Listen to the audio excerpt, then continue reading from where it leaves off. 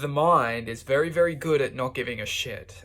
For example, it's so ignorant as well. The mind is extremely ignorant. And it's, in essence, it's the conductivity of existence itself within our perception. So what we think to exist within our perception is only the reality of our perception. So if we are just perceiving from our mind, we are only perceiving a sense of awareness that is encoded within its perception. This is hard to kind of... So to put it in a kind of a perspective of truth is, when we see someone smile, we can use our hearts to really feel that sense of truth, like, wow, you have such a beautiful smile, you have such a beautiful glow, you have such a great energy, and that's the heart really reflecting against that sense of, you could say, aura, the aura, the sense of just connection, because, we can't see it with our eyes, but our hearts are really the blossoming of flowers within our sense of, you could say, our physical existence. It's the heart which dances and reflects and loves and hugs. Like a beautiful example is a hug. The hug is maybe we hug with our physical arms, but it's the heart which is really expanding and energetically connecting.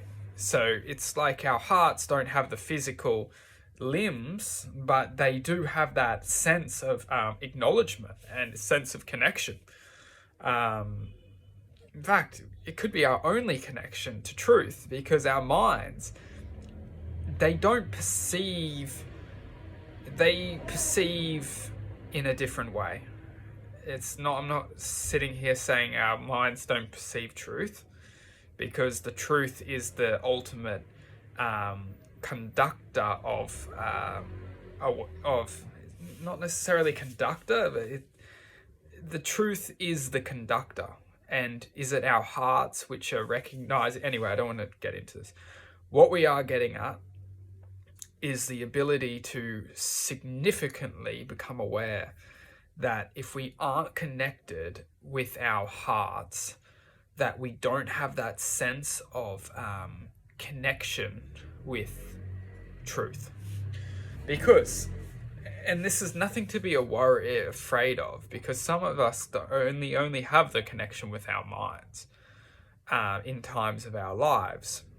And when we are only connected with our minds, we're craving truth, because we don't have our own sense of truth. And we crave it, and we often look in any kind of direction for a sense of truth, because it's like oxygen for the heart. It's essentially oxygen for the heart, is that, the heart will be trying to grab it from anywhere.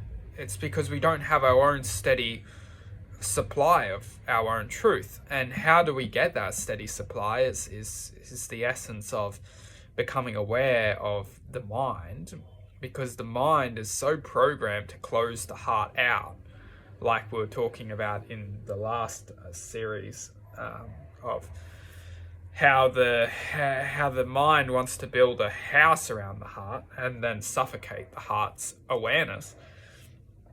But so basically we did cover the essence of, so to be able to become aware of the heart and its sense of